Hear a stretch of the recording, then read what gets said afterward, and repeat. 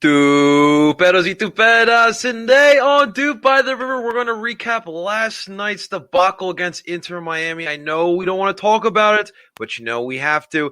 We're also going to preview our CCL match that is just literally 2 days away down in Atlanta against Atlanta United. We have a special guest going to be joining on with us for that as well. So don't you dare go anywhere and miss this episode of Dupe by the River. And let's get this started, guys. Hey, done it!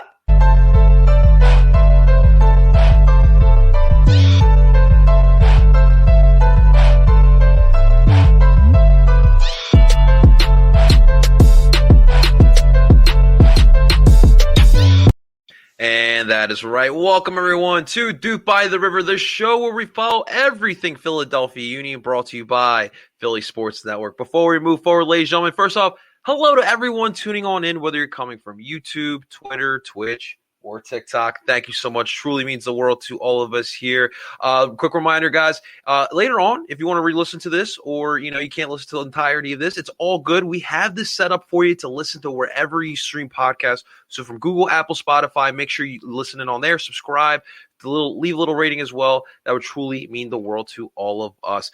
Today, guys, it's just me and my man, Tim Lovinguth. Justin Freiberg is taking the night off. He's been doing hard work for us lately. And of course, he was doing his thing last night at Subaru Park. So Tim, it's just you and me. It's like the old days, man. How you doing tonight? It's a blast from the past here. No, I'm doing all right, man. It's always tough after a Union loss. I mean, this is the first regular season Union loss we've seen at Subaru Park, but for the Union, the first regular season home loss since 2019. So it's at home, I should say. No one come at me for that.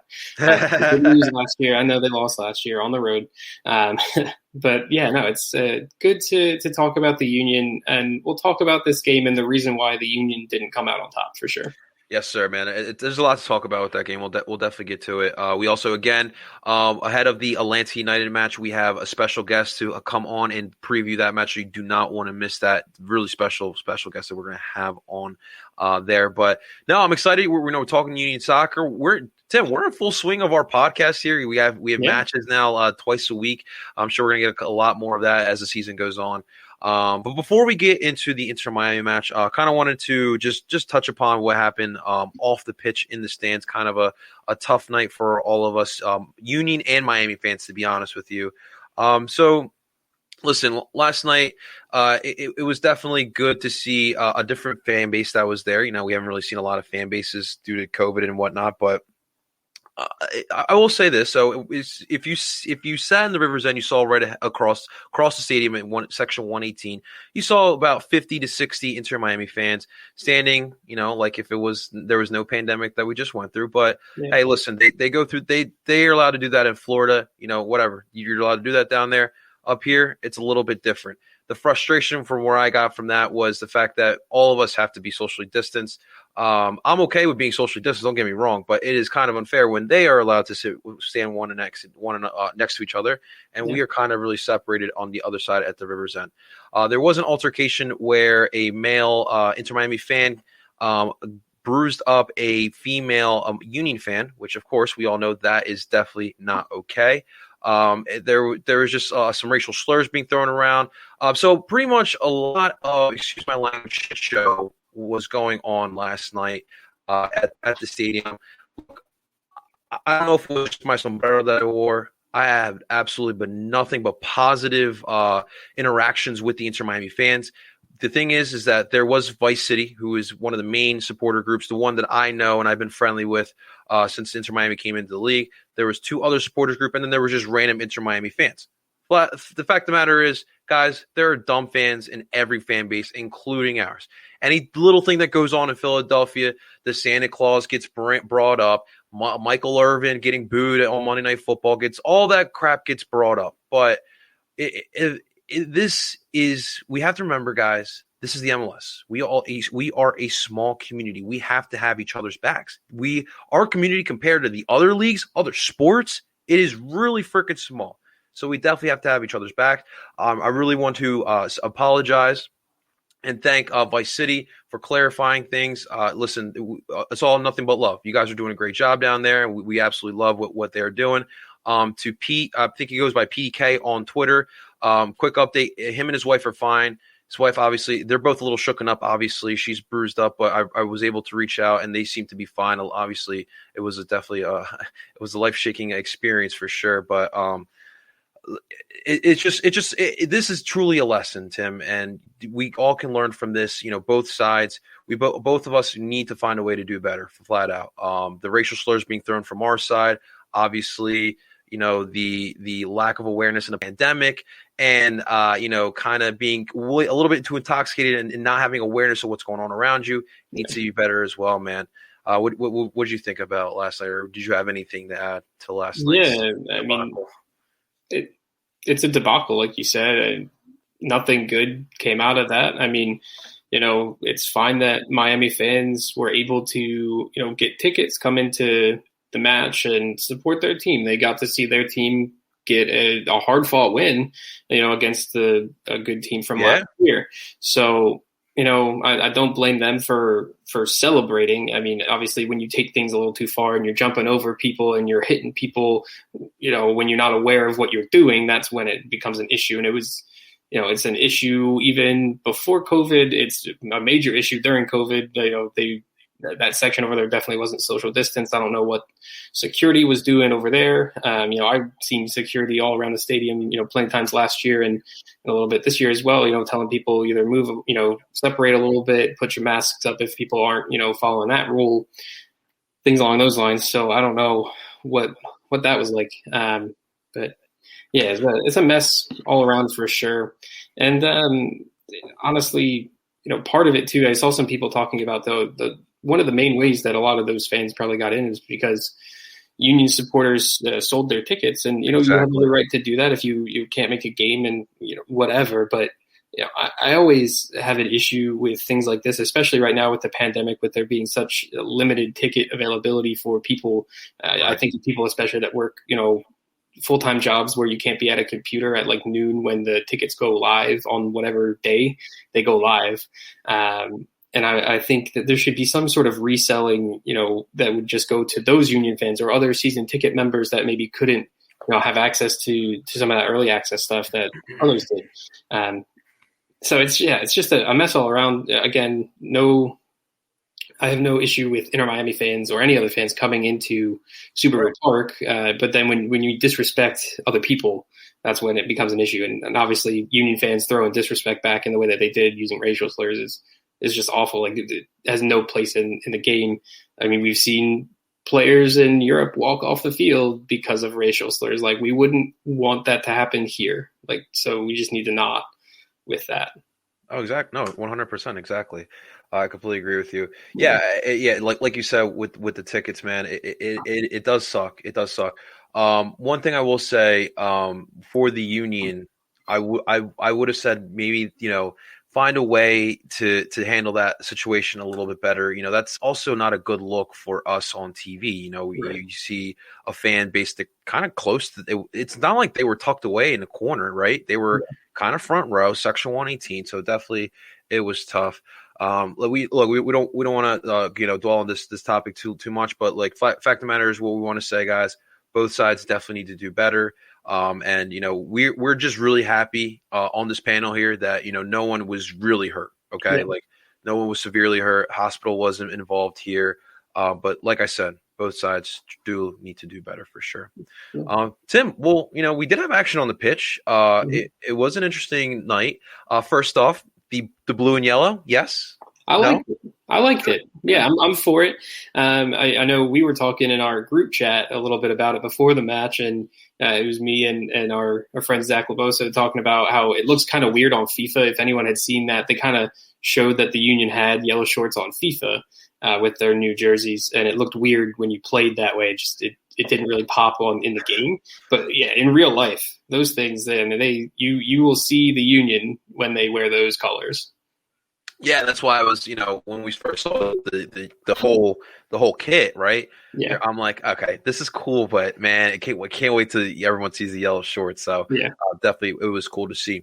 The other cool thing, though, Tim, the supporter shield banners. Yeah, Yeah, supporter shield banners, love it. They Yeah, got some merch. Shout out to the the Sons of Ben for the swag. merch. Let's go. Yeah, I mean that was a cool moment. Obviously, whenever there's any kind of trophy and you want to see that team then celebrate it in their first game back, and yeah, We haven't seen too many of those either, Tim. we haven't seen any of those. Aside from them actually lifting the fake shield when they won it. Yeah, seeing those banners being unveiled, and the fact that they're so proud of it that there's two right now. We'll see if those stay there. I thought it was kind of weird that there was two. I thought there might be one off to the side, but they have the one on the Ring of Honor, and then the one on the wall where they like plastered stuff even over windows, which I thought was kind of funny. But yeah, no, it was a cool little moment, and it showed that what this team is capable of, and yeah, the play on the field didn't really live up to it, unfortunately. Oh, we'll get to that. Yeah. I do have a question. So I obviously you knew I was with Shots at Catahat and Philly Sports Guy for hanging out with me for the night there. But so like on the side of our stadium, right? So when the white part of the roof goes like kind of curves in, right? Yeah. What about if we hung banners from there? And that was a good point that Kata brought up last night. Yeah, I mean, I'm sure they could think about that. I'm fine with what they did for putting it over on that wall. That one wall was kind of blank, and I know they put a huge decal on it now, but I thought they might utilize that side of it and just put something, a strip of something up there. SKC has something like that in their stadium. They have this big blank wall, and they've won Supporter Shields, MLS Cups, and Open Cups, and they have a lot of different things there. So I thought maybe the Union would do that. But hey, who knows? If this team can win something else, maybe there will be a banner flying on the rafters up there. I'm trying to win a lot of trophies. I want a whole bunch of banners, Tim. Yeah. Let's go, man. All right. So on the pitch, right off the bat, I noticed Miami kind of came here to play. Like they remember what happened last year. They didn't like what happened either, both in Orlando and in Chester last season. They definitely came out here to play. It was 0-0 at halftime. First half, Union started off really well. 54th minute, Jamiro Monteiro. Ball was laid right there in the box rim, and he was able to get it past good old John McCarthy, our a former Dooper as well. And then you're thinking there, okay, Union looking good. Corey Burke gets in the game. First off, Corey Burke, I like the new fresh cut. Yeah. Yes, we're here for that, 100%. He had it was less than a minute in the match, and he almost had a goal. Yeah, it was his first touch. It was his first touch. Yeah, almost 2-0. It was great. And then the collapse kind of started happening. So 73rd minute off a cross, Gonzalo Higuain got hit the ball on his head perfectly. Yeah. Not much Andre Blake could have done there. It goes into the right side of the net. Tied there 1-1. All right, so it's you still got a point here. Let's just finish this game right here, right? Or let's go get that goal. But we're in a good spot. 10 minutes later, the other Higuain brother, Federico Higuain, on another crossing situation, kind of obviously Federico Higuain's a little shorter player, kind of got lost in that box, and he was able to get a header in that as well to put up Miami 2-1. Philly tried everything they could, but Miami, they were not going to allow Philly to even get a single point here, and we wound up losing this match 2-1. First time in MLS history, a pair of brothers on the same team score in the same match. So history was made in Chester last night. Everyone in the MLS was talking about this was the upset of the week for sure. We were not.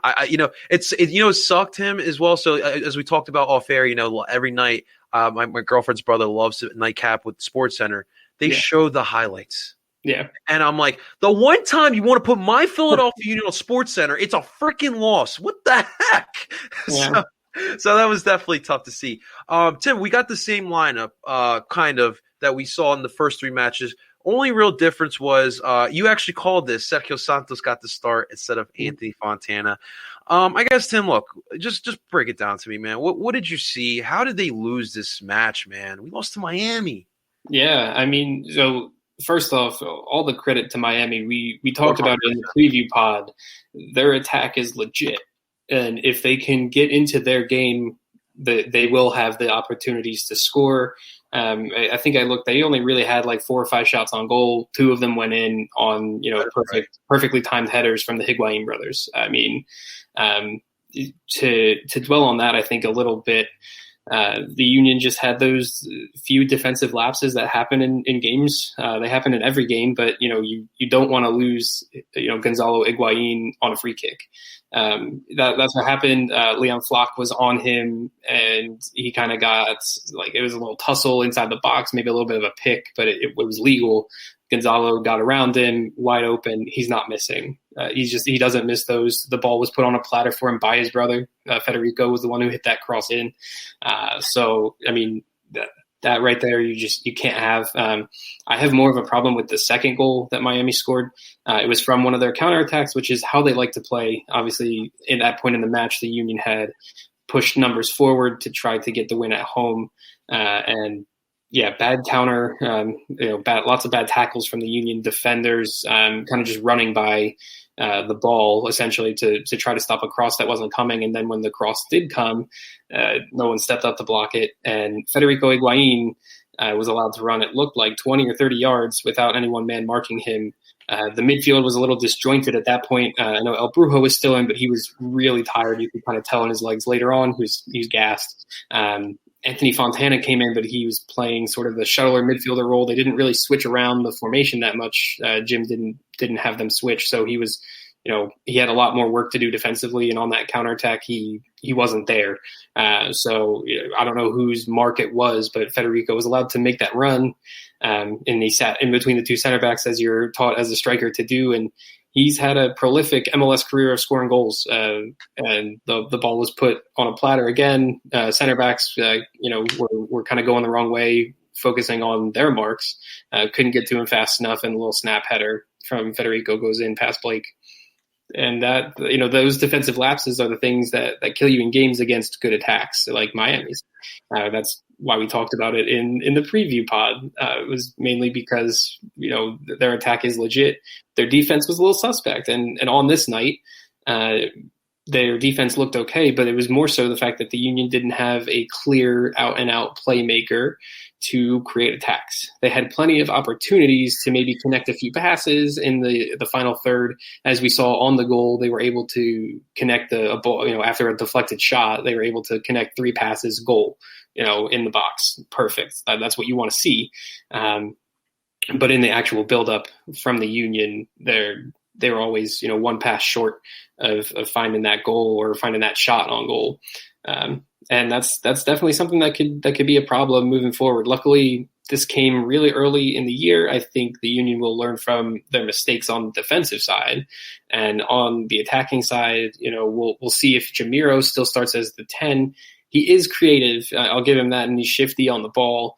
But he's still better as a number 8, as a shuttler, as someone who will do a lot of dirty work running backwards, not so much picking up his head and looking for the pass. He wants to dribble. He doesn't necessarily want to pass. And the Union need a number 10 who can do a bit of both, as sort of what Brendan Aronson showed he could do last year. So they're missing that piece right now, and it's plain to see. But it's still early in the season, and that's what I'm kind of sticking with. There's still optimism around this Union team. I know we're not talking about the MLS game this coming weekend now against NYCFC, but you win at home against NYCFC and you have some other results go your way and you move up from 10th place up until the top 4. So, I mean, it's still so early in the season that, these jumps can happen. You just have to get, play a little bit better, win the games. Essentially, it sounds simple, but I know it's not that simple, but this is what the Union have to do here. No, I agree with you. So I mean, here's my takeaway from this match. We love to clown Miami. We love to come in Miami, right? But this is, like you said, there is still a talented team. There is a lot of freaking talent. Between Gonzalo Higuain and Blase Matuidi, the amount of important matches they have played in their careers alone. Mm-hmm. Rodolfo Pizarro as well. I'm going to put him in that too as well. He's played a lot of important matches in his young career as well. It's a good team. It was a battle of 2 good teams. I'm not going to say the Union played terrible either. It sucked to lose, but you lost by 1 goal. And really what it was, I mean, you got that 54th minute goal by Jamiro Monteiro. And then after that, like one after another, the momentum started switching over to Miami. And then Gonzalo gets that goal, and it's like, oh, crap. All right, we got it. We got to gain this momentum back. And unfortunately, we just couldn't gain that momentum back. And Miami They came in super motivated. I will give Gary Neville. We've clowned Gary Neville on this podcast before as well, and I will give him credit. He did a great job of getting his guys prepared. I will say, and I know you feel a little differently about it. I don't think we got enough production from the subs that came on. Yeah, Burke came on, like we said, for literally not even a minute into being the match. I mean, in the match, he almost gets a second goal. Yeah. Then after that, I felt like he got a little quiet. Elsinho, we'll keep you up to date with that. It was really weird. He was out there for 10 minutes, if that, and then Jack McGlynn comes on. So that was very concerning. Fontana played out of position. I'll give you that, but that kind of hurt as well, because usually, we know how we are. Second half, boom, Elsinho comes on. Fontana last season comes on, and then it's like a whole other ball game for the team. Yeah. I will agree with you too. I don't know why we didn't switch back to the 4-2-3-1. I saw it too. It looked evident that we stayed in that 4-4-2 diamond. Yeah, you switch that 4-2-3-1. You got some players that have a little bit comfortability in that type of formation. So definitely would have wanted to see that. Look, right now I'm okay we're stagnant right now. If we get a couple draws, maybe a loss here and there, a couple wins, you know me, Tim. My focus right now is on CCL. After what I just saw against Saprissa, I'm down for a little run. So I'm actually kind of happy we lost to Miami last night, because you know what I'm seeing now, Tim? I'm seeing Jim and this team getting ready and fired up to go down in Atlanta and get some goals. You want to get those away goals, walk away the point, if not get those 3 points, and come back here to Chester and let's move on to the next round. That's really what I want to see. And I know the Union put up the picture today of the guys getting on the plane. I like to see the morale. The morale seems to be good now. Like they put the loss behind them. You learn from the mistakes, and let's move on to Atlanta, man. Yeah, I mean it's the Rocky saying, right? It's not how hard you can hit; it's how you can get hit moving forward. Tim knows how to get to my heart. Rocky cliches. Let's go. I put it in my recap article, which is why I'm still high on this Union team. It's a bad loss to Miami. There's no two ways about it. You were up 1-0. You should find a way to win that game. They let it slip through their fingers last night. But yeah, no, this team still has all of the pieces in place to still be a very good MLS team. They're one piece away from being a contender, I think, for the top of the East and possibly Supporter Shield again, and that is a true playmaking attacking player, whether it be a striker or a number 10, someone that can just connect the pieces a little bit more in the attack. But yeah, this Union team, they're going to go down to Atlanta and they're going to fight. And that's been the same, under Curtin since he's come on. He gets that underdog mentality into this team.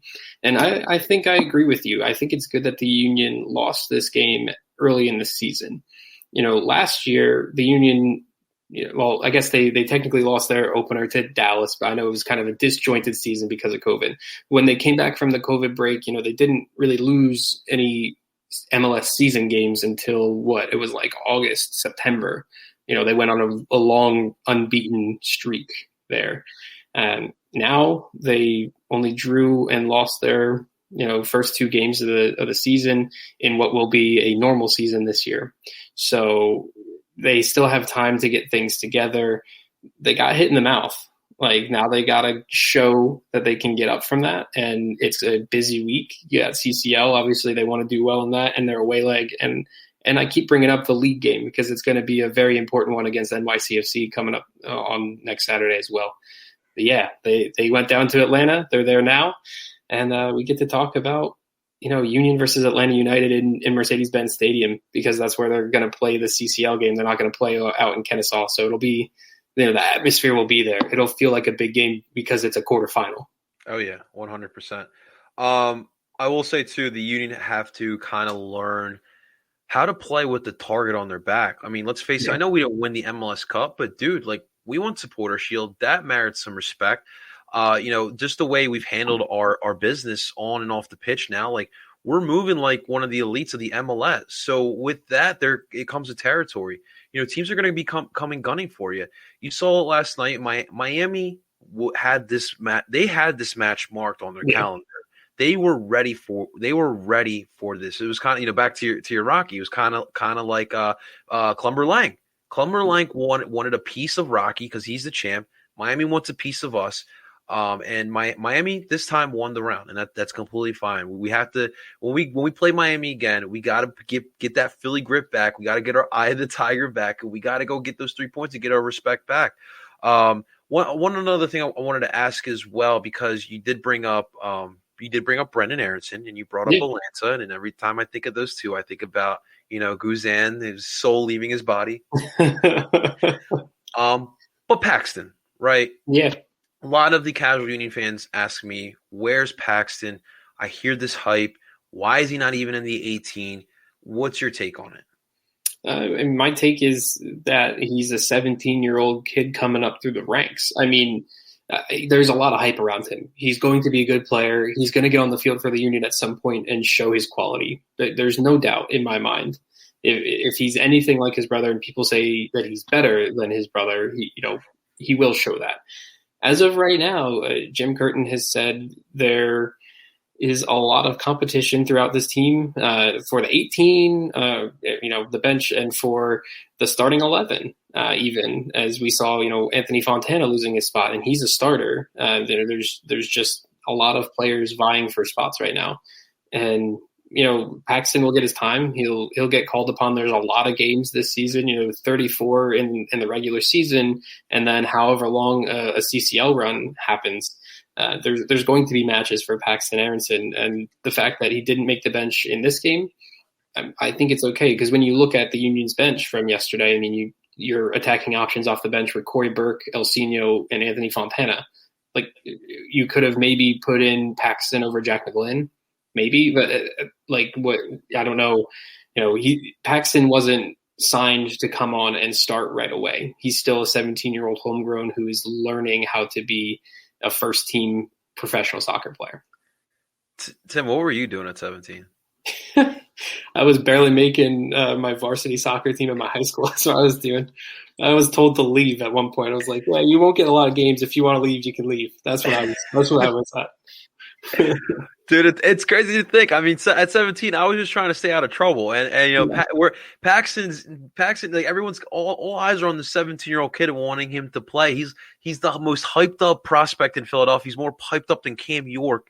It's crazy, and so many. It's like I said, a lot of casual fans have heard about Paxton. They already know about his last name, and they just want to see Paxton. And I'm telling you guys, like I'm with Tim. I feel like Jim is just waiting for the right time. It's like the secret weapon, like just chilling there. He's marinating a little bit. When he comes on, I don't think Philly's ever seen anything like Paxton, but. Patience is a virtue. We'll see. I mean, if he's developing as that, that missing piece that I talked about, that playmaking, attacking player, then if it just takes a little bit more time, I trust Jim's judgment and the coaching staff's judgment. If he's not that guy right now, I think they see him being that guy either later in the season or, maybe next year or something like that if they don't go out and sign someone. Obviously, we had that little bit of news where the Union have now another international roster spot since the last time we recorded. So we could see them sign someone here before the end of May, I think is when this window closes, or in the summer when that other international window opens again. So we'll see. But, Paxton's going to have his time for sure. He definitely will. I wonder if there's another Aronson brother in the – I know there's an Aronson sister. We just need an NWSL team for her to shine. Please. Yeah. The Aronson's taking over Philly soccer. You love it. You absolutely love to see it.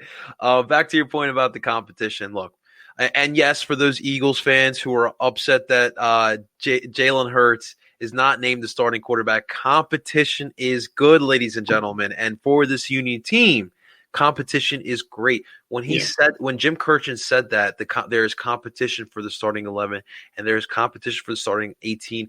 Oh my God, I got Union Hokey excited, man. Hearing all that, because listen, that's what good teams do, man. Because your spot is not guaranteed. It really is not. You got to come into every practice ready to work, give it your all, because your spot is not guaranteed on a week-to-week basis. And also, too, I mean, Jim, and I know we do criticize, and I've been critical as well, Jim not like changing up and being flexible with the tactics, with the lineups of this team. But, he has options. And it's that right there is a good problem to have. Many teams don't have that good problem to have. So Right. definitely good to see. We definitely have some depth. I want to see it all. I definitely want to see him use it all and change it up as well. And let's try the 4-2-3-1 every now and then in the second half. I really thought they were going to switch to it when Fontana and Elsinho came on at the same time. That was one spot where I felt like if the Union had a little bit more width with, people play, Elsinho is a winger, but then if you put someone else out on the other wing, you might have a little bit more space to connect some passes or get some crosses in at least into the box. But, they stuck with that 4-4-2 diamond, Elsinho playing as a second striker. And obviously he wasn't really even that fit. If he aggravated that injury, it looked like, maybe re-aggravating that calf injury that he had. Coming into the season. So we'll see what happens with that. And hopefully, Jim does switch up some of the tactics against certain teams, later down the road. Yeah, because look, I get it. I mean, you punch the system down someone's throat until they can't stop it. But I mean, there's the films. I mean, the film's on the tape, right? Like people can see this. People can study. People can find a way. Miami put a little bit of a blueprint together. Still, it's not like the Union played terrible. So right. The tape is out there. Teams can see what's going on. So for sure, Jim needs to somehow find a way to switch it up here. So Tim, next time we will see Miami, we'll be down in Miami. Okay. July 25th. Oof, it's gonna be hot. Oh yeah, it is gonna be really freaking hot. DRV Pink Stadium, I guess that's what they're calling it. Sure. I don't know. It's Fort Lauderdale. Is this where the Fusion played? I think it was. I could be wrong. I know, some Inter Miami fans or Kev who was on with us last time might be able to help with that. But from what I remember, I swear it was the same area at least. I don't know if the stadium was the same, but I think it was built on the same grounds. Okay. Very interesting. Very interesting. All right. So right now, just real quick, I know it's a little early, but just looking at the standings here, tough loss. But look, 2 games in. Montreal is in first place. That should just tell you everything with the standing. So you got Atlanta United second. You got the New England Revolution in third. We have NYCFC in fourth, Inter Miami in fifth, DC United sixth, Nashville in seventh, Orlando City in eighth, the Columbus Crew in ninth. Obviously, your Philadelphia Union is currently sitting in 10th, TFC in 11th, Chicago Fire in 12th, FC Cincinnati in 13th, the New York Red Bull in 14th. And Tim, I don't remember the last time we were in the negatives in goal differentials, but we are officially in the negatives of goal differential. Hey, I mean, -1 from 2 games, it's okay. It's not the worst thing in the world. Hey, look at that. Same. Hey, what's up, Kev? That's awesome. Good stuff. Good game, Kev. Good game. Yeah, it was. It was a good game. Yeah, he was right in his prediction too. I think he predicted 2-1 on the pod. Wow, that is so true. Yeah, he was spot on for sure. One thing I will say about the MLS standings though is Montreal had to drop the Impact name to actually make an impact. I know it's 2 games in the season, but you just have to get that dig in there a little bit. And also, New York Red Bull, the only team in the East to not have any points after 2 games. So, all for that. And they got Chicharito. Yeah, they did. Chicharito had a hat trick against them today. That dude, he's looking legit. He's got 5 goals in 2 games. Greg Vanny, man. Let's give him some credit, dude. Yeah, he's a real coach. He's a good coach. He is absolutely a real coach. We have a real coach as well. We do. Coach of the year. Hey, put some respect on that name. Yeah. All right, guys. Without further ado, look. So we're gonna move on here. So the Union, listen, no breaks are given to the Philadelphia Union. So we're back in 2 days, Tuesday night, down in the Mercedes-Benz Dome Stadium to face off against Atlanta United in our next round of CCL. And of course, guys, you know how we do it here. We're going to give you guys the perspective of the other side. So without further ado, ladies and gentlemen, please welcome one of my close friends and my brother, Mr. Marc Nicholson from Atlanta United Fan TV. My brother, welcome to DOOP, brother. It's so good seeing you, man. Oh, brother from another mother, appreciate it, man. It's been so long since I've talked to you. I How know, you? How man. are I you? love the dreads, bro. I love the Fresh Prince flat top was great, but this looks even better, bro. I love it, man. In quarantine we were all growing our hair out, so I had to do That's something very with it. true. That's very true. You got the Waka Flock influence, you, huh? Yeah, it came in naturally, and so I It's just went great, ahead bro. with it. I love it, bro. So, real quick before we introduce do your introduction and get into this game, I figured I want to show something to everyone. So, what we're gonna do right now, guys, we're gonna go back to year one of Duke by the River, and my man Mark was a serious trooper back then. So, give me 2 seconds, and we will get to this. Oops, snap. Oh wait. Got the survey there. Yeah, there we go. Now it's loading. I think I This, remember. this is why it's a live show. What is this? What the heck just happened? Here we go, guys. Going longer than we expected. It's live. I feel like the Doing it payoff is gonna be Ah, worth it. baby. Oh, what the heck? That's not where I had it. All right, here we go.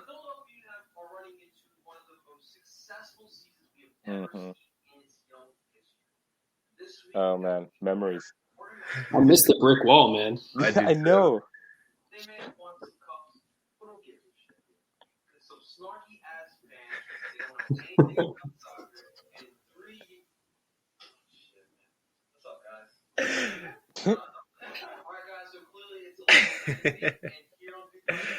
Oh yeah. Oh, Good times. good stuff, guys. Good stuff. So yeah, so that was back in the first year of Duke by the River. Mark, and shouts to Pancake Poppy. Of And course. we gotta get Justin on here as well. Shouts to both of you guys. We're coming on. Did the little preview there. It's crazy how far we both have come, man. It's crazy, and that's why it's so beautiful. You were there year one, and now you're here in year three, man. I really appreciate you coming on, my man. Hey, Absolutely. Yeah. When you invited me, I was like, absolutely, yes. I was so glad you reached out to me. I would always do this. absolutely, yeah. Pancake Poppy's now. He's part of Carolina. It's all good. Hey, listen, Carolina is always in his heart, man. It Yeah. definitely sucks, but Yeah. you gotta we have to all understand for We're sure. losing the real one. I'm kind of sad about it, but I know, man. Definitely. has to happen. So Mark, what's new with you, man? So how's Atlanta United Fan TV going for you, man? It's going well. It's going well. Obviously like last year was weird, with the Tell pandemic us about it. and then personal reasons as well. So but we're back this year, I think it's interesting. I'm sure you guys can appreciate this, right? When you see the views and like how they fluctuate up and down, you kind of get a sense of the excitement from the fan base, and I feel like definitely early on, especially with the announcement of Vince as the manager, I think there has been some excitement. When we were talking about preseason and all that, and yeah, so I think we just try to build off that. At the end of the day, like I was just talking to AJ about this last night. Like I think we've established our brand at this point. Like what you're gonna get from us. We're consistent, and so that I guess we were just trying to build off of that. But I think we're in a good place right now, and I mean, the team's in a good place right now, so that's the most important thing. Yeah. Absolutely. No, I mean Atlanta United Fan TV. When I first started doing content creation for the union, like I was one of the guys I always look up to because you guys had like that great quality. It was very Euro style, like your Arsenal Fan TV and all that stuff. But you were doing it for Atlanta United, so you guys have always been like something I definitely look up to. I'm glad to see you guys are still kicking. It's tough with the MLS. You constantly see podcasters, YouTubers, bloggers come in and out. It's a tough industry. It's sports. Getting in sports is tough, but then you want to get in the MLS. Right. You must be crazy. Right. Right. Yeah, I know. I mean, I especially appreciate what you go through. Well, not go through, but in Philadelphia, you gotta really earn the respect. Especially it's a traditional fourth sports team Yeah, man. town. So I know you grind away, man. But I mean, it's getting there. Man, listen, I don't stop. I'm rocking the Phillies T-shirt, but I'm here talking Union because this is a 5-for-5 city. You know what I mean? Right. Yes. Exactly. All right. So good stuff. So let's get to your team, man, Mark. So listen, Atlanta looks like they're back. It looks like y'all got that swagger back. He looks pretty solid. I mean, obviously the draw against. I mean, Orlando's not what we all remember Orlando to be Right, it's either. right. Got to give him credit. But I mean, great win yesterday against the Fire. I know it was against the Fire, but it's great when I see Ezekiel Barco with the screamer on Sports Center top 10 at the #1 spot. Baby. I didn't realize it was #1 at first. Go. I went back and looked. I was like, "Oh, that was the top play." Yeah, Dude, like, even come on. I was all giddy because I was like, MLS is on Sports Center top 10, baby. Let's go. Right at the top spot. Yeah, Yeah, man. man, that was great. That definitely great. But now, I mean, you guys look like you're definitely back. So, kind of just tell us a little bit what's the difference between this Atlanta and last year's Atlanta? Oh, well, last year, geez, man. I mean, at the very beginning, I think there was some optimism, but with the MLS's back tournament going 0 for 3, losing to Cincinnati, I think was a real low point. And it's Yeah. just like, oh, this is bad. So, DeBoer was gone soon after that. And then the rest of the season, it was just, gearing up for the next season. I mean, like, there was some outside hope of making the playoffs, but it was clear the quality wasn't there. Um, they it seemed like they were dragging their feet with the coaching search. In retrospect, what we learned is that they were courting Ante the whole time, and they said they gave him time. He said he asked for time, so it seems like they played that pretty well. But yeah, I mean, like, I think that's a real starting point because from there, they built the excitement. They brought in Moreno as a DP last year. He's been bought down. He's a TAM player, but he's still starting most games so far this season.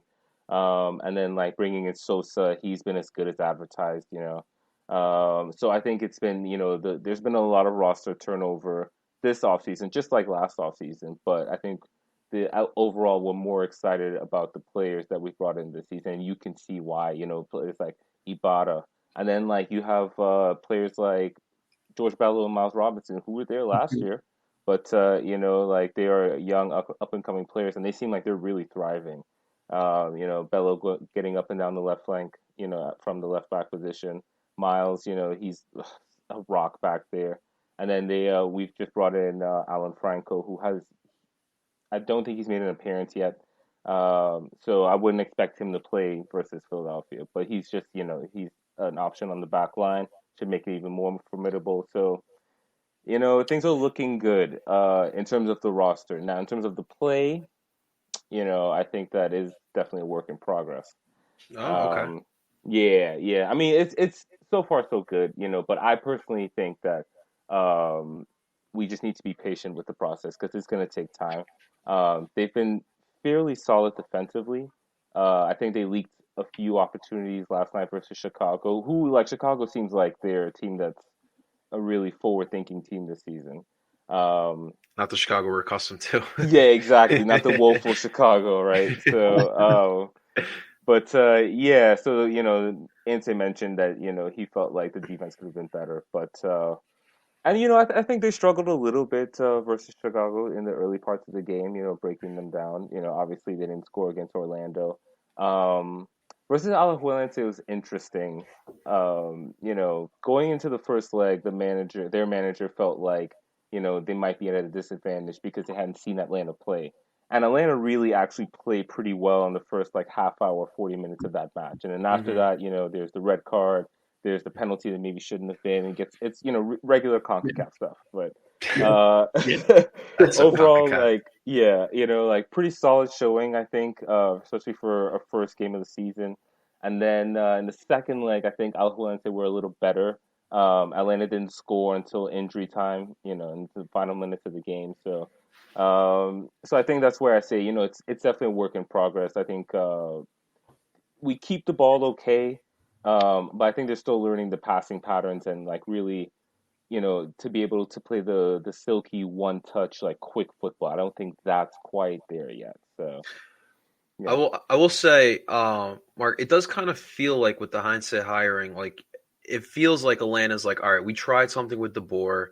Let's kind of get back to what made Atlanta. Is that kind of like what went down? I feel like it, yeah. And I think certainly the messaging from Eels and Bocanegra was trying to get back to what we were used to under Tata. So of course they're from the same coaching tree. Their styles are Oh, different to be good to fair, know. but Yeah, no, they're both Bielsaites, So uh, is Tata getting a statue soon, or I don't know. I want him to come back and hit the spike though, at the very least, that'd be that'd be pretty That nice. cool. would be really Yeah, cool. Yeah. yeah, yeah. But I have something for you for sure, and I think a lot of Union fans want this question answered. So, did a little digging on your boy Joseph Martinez, Hey, there, and he's only played at most 23 minutes in a match this year. I know there's only been 4 matches, but is he anywhere near closer to full fitness? Do you think he's going to feature in this game on Tuesday, or do you think he's more of a hell of a super sub for you guys? yeah, so I definitely think he'll feature. I thought he started the second leg Oh, versus did he? I Alajuelense. must have missed. Oh, he did do that. My bad. I missed that one. No, well, but he didn't. But I think he came out at the 60th speaking of minute. which, Yeah, Yeah. and oh, what's up? Oh, everyone say hello to Pancake. What's up, Pancake Pancake? in the house. Pancake, don't leave us, baby. um, yeah, no, but he's the early appearances I think were rough. It's like Yeah. you could see the rust.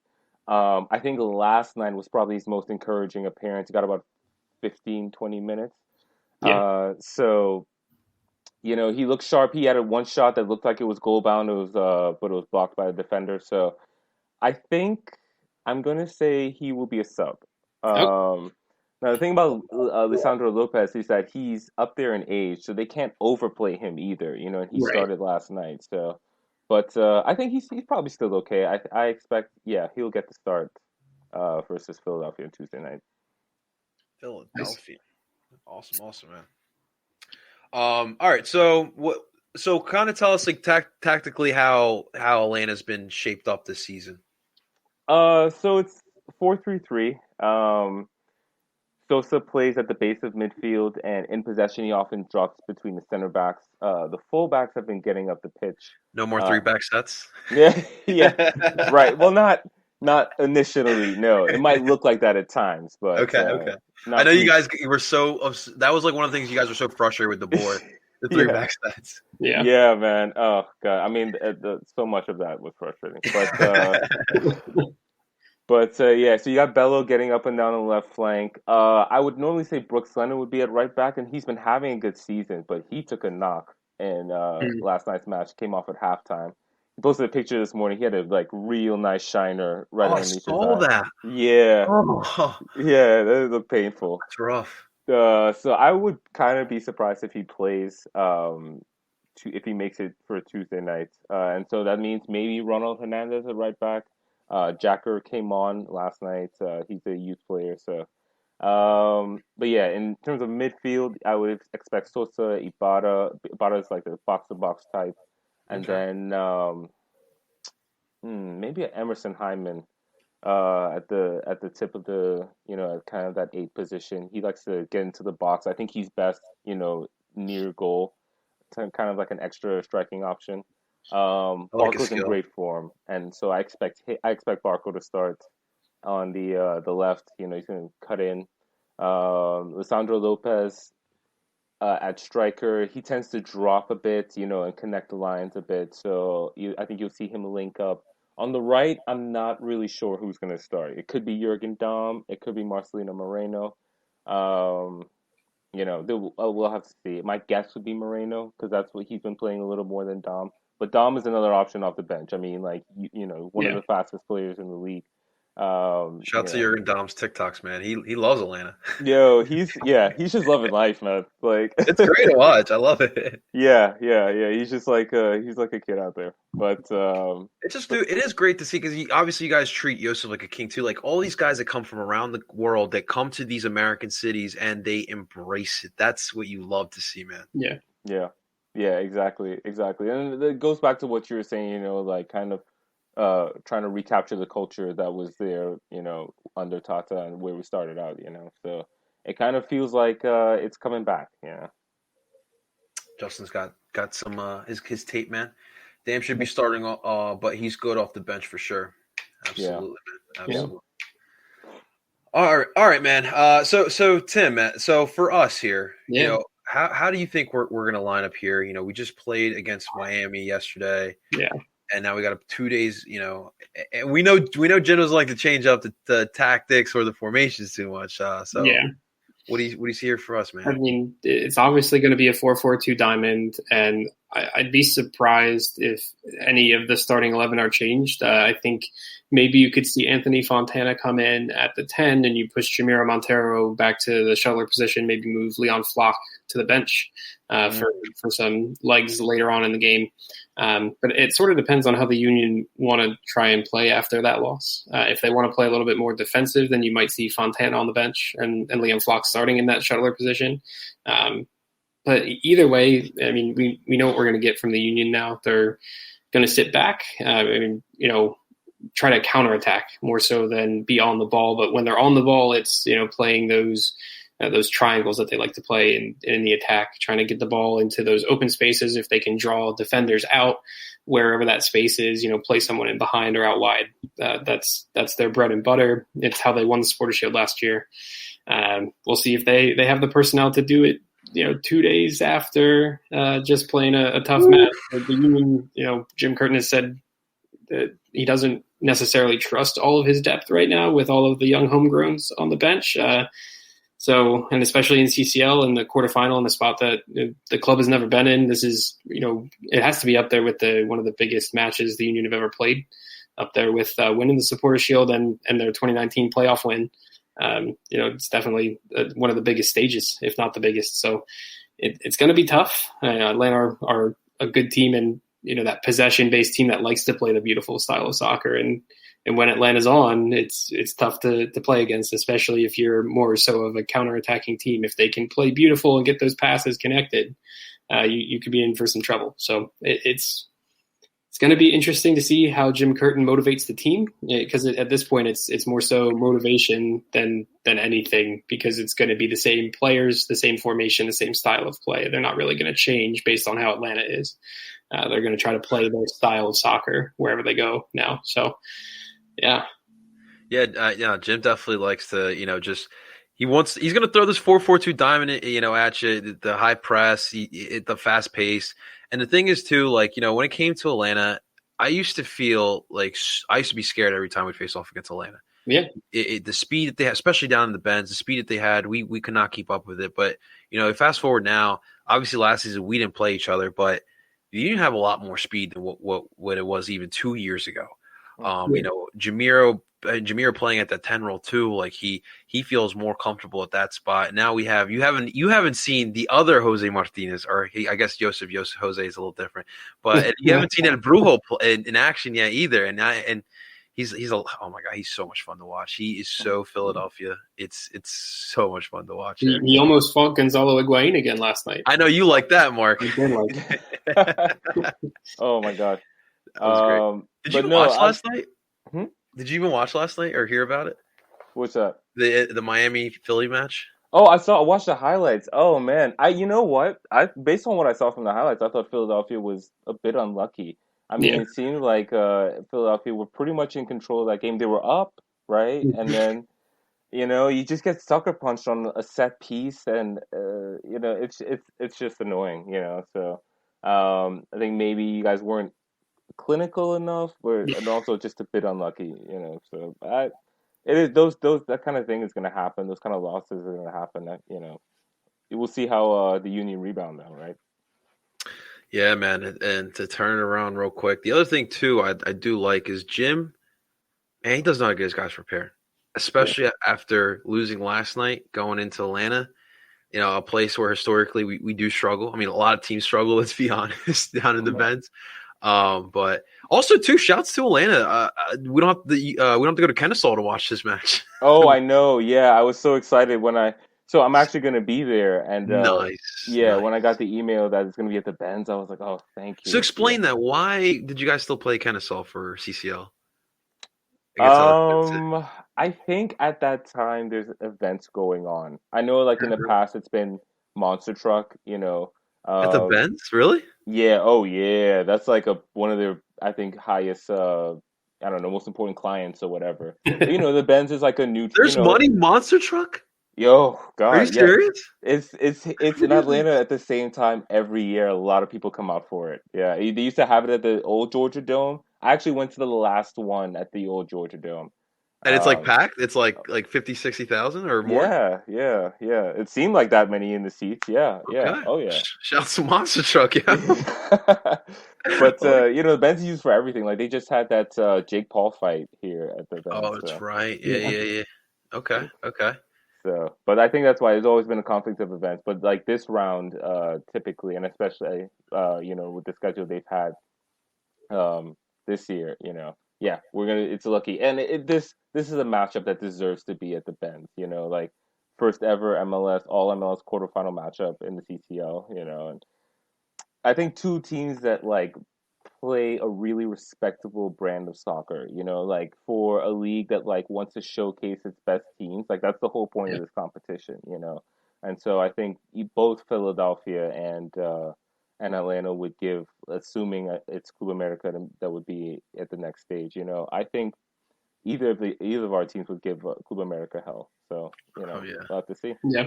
And Club America is like, give us the MLS teams. We're ready. Yeah. Yeah, yeah. I Little mean, do they know.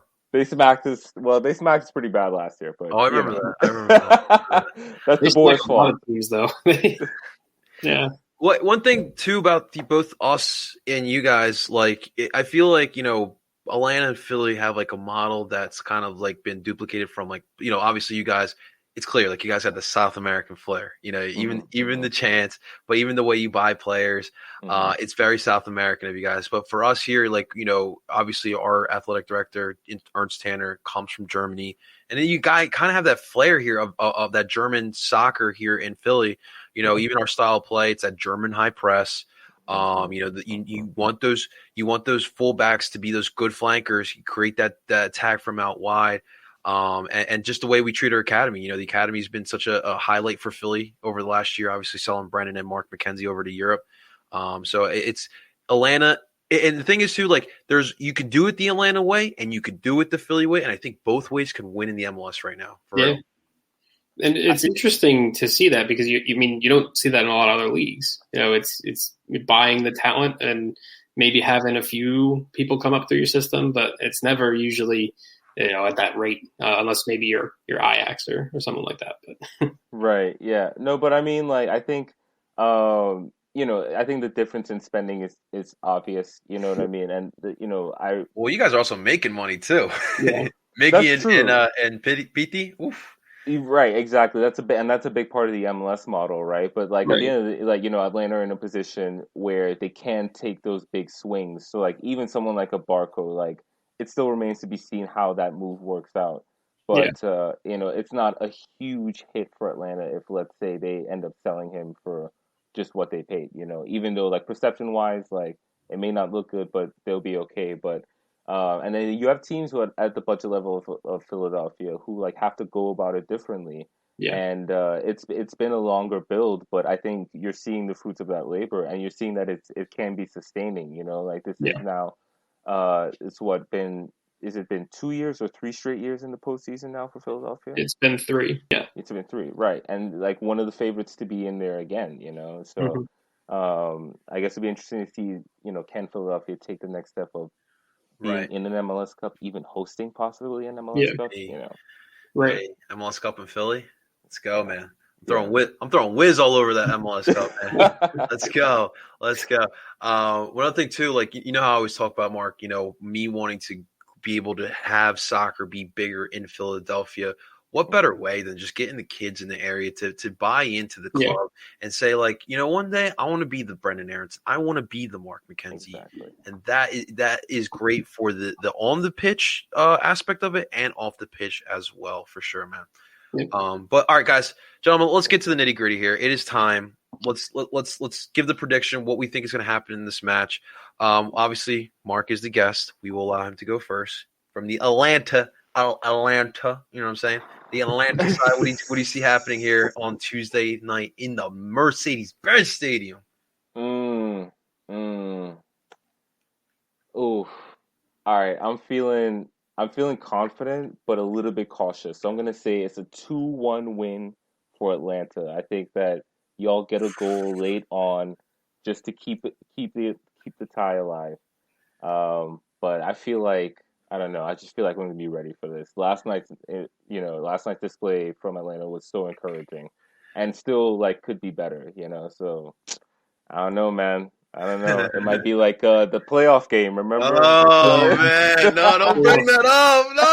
No, no. Mark, is Brad starting? Would he start? I should say. Guzan? Yeah. Yeah. Rocco Rios Nova is good. I think it's probably a little bit too early to talk about starting him. But there may be a time where Guzan, like he might be off with the men's national team in the summer. Oh, okay. Good for him. At that point, like, yeah, definitely start Nova. Like he's clearly the future, and any games that he plays for the first team now are really a bonus. So right. But for this moment, definitely Guzan. Well, Mark, I'm gonna let you know. Brendan's brother's on this team, right? I did not. No, I'm just kidding. Now, honestly, listen. His brother's name is Paxton. There's a lot of hype around this kid. Like we're talking, like he's gonna be better than Brendan type of stuff. But for right now, it seems like the Union are playing it safe with him. Like he's a 17-year-old kid, so we're completely okay with that. But I want to put a little fear in Atlanta. We know what happened when Brendan his first start down on the bench. Okay, yeah, I was there. I remember. I had a great view of that goal. Ooh. I went crazy. I was like, "What? That was Brendan? What? No!" Seeing Brad Guzan's soul leave his body. Oh my god! It was just that was a great meme for a little bit. It still is. When it pops up, I laugh every time. It's great. Yeah, I'm laughing thinking about it now. Yeah. Hey man, that goal led to $6 million later, so we're happy for it. Yeah. Right. Tim, what about you, man? How you feel about this match? I don't think it's to anyone's surprise that I'm not as optimistic about the Union's chances right now. I want to say that they push for a draw. I wouldn't be surprised if it was a 2-1 Atlanta win. That wouldn't surprise me at all. I would be happy with it, actually, because the Union got that away goal, and then they have to play in Chester, and whole nother ball game. The Union are very good at home. But I mean, the Union fan in me won't allow it to be a loss right now. So after that loss to Miami, I'm like, they have to at least draw. So I have to say 1-1 is my prediction here for the pod. And I don't think it'll change. I think I'll stick with it. But I wouldn't be surprised if Atlanta wins this game by a goal. But I think 1-1 draw is what we'll see here. Right. Literally, that's the result for the pod because I agree. I see a 1-1 draw. I think for the Union, obviously, don't get killed. Like, don't go down there and lose 4-1, right? Yeah. But I'll take a draw. I'll take a one goal loss, but score goals. It's all I really care about. Just score those damn away goals. Yeah. Depending on what happens, I think the second leg is going to be more exciting than the first leg. So we'll definitely see. But listen, like we just mentioned, these are two these are two good models of growing a team in the MLS. Obviously, we still need some more hardware. You guys got 2 trophies over there. We're still trying to get our second trophy there, but it's going to be a lot of fun. And Mark, I think you can agree with this too. Like just the MLS representation in this tournament as an MLSer, you have to be ecstatic. Like we've never been in this point. Like we have all our clubs are still alive. Like right. Great. And I feel like I've said this in the years past, but I really feel like we have a good group of clubs, with Portland, with Toronto even. I mean, like, we'll see about Chris Thomas, but, like, Toronto's always strong in this tournament, So, like, I don't know, man. Like, could this be the year? We'll see. Yeah. I hope it's Atlanta, though. No. Yeah, of course. Yeah. So if we somehow get eliminated in this round, as long as the MLS team can go far and finally just take the monkey off our back, man. Once that first team does it, it'll open it up for the rest of us, man. I believe this league can be the best league in North America, and I think we're very well on our way, man. Yeah, sure, man. The restructuring of the tournament is going to allow more teams from MLS to possibly be a part of it as well. So, if an MLS team can win it in this format, there's no reason they can't win it when there's more teams that are going to be allowed in. Right. Unless we go to a Super League. Yeah. I'm just kidding.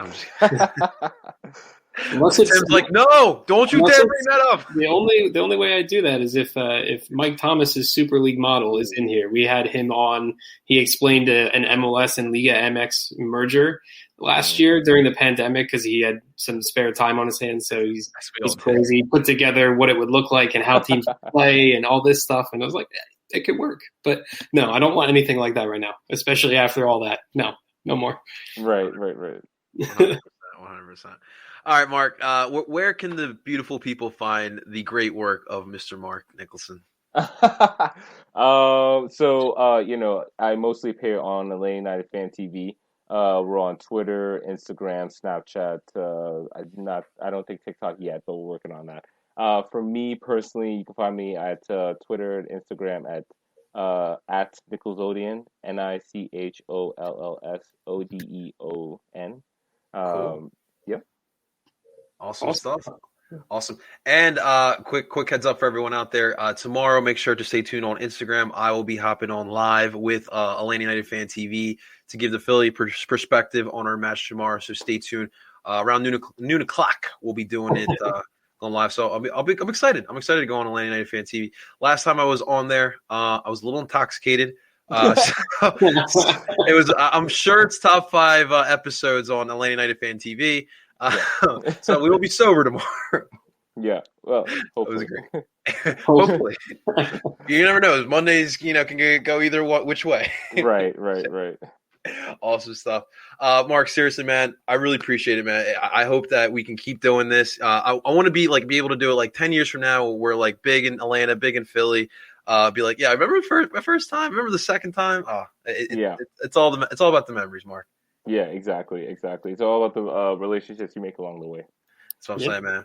We're MLS is a small community, but we got to stick together for sure, man. Absolutely.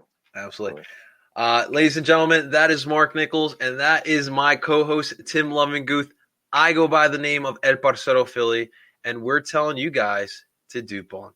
Beat Atlanta, baby! Let's go!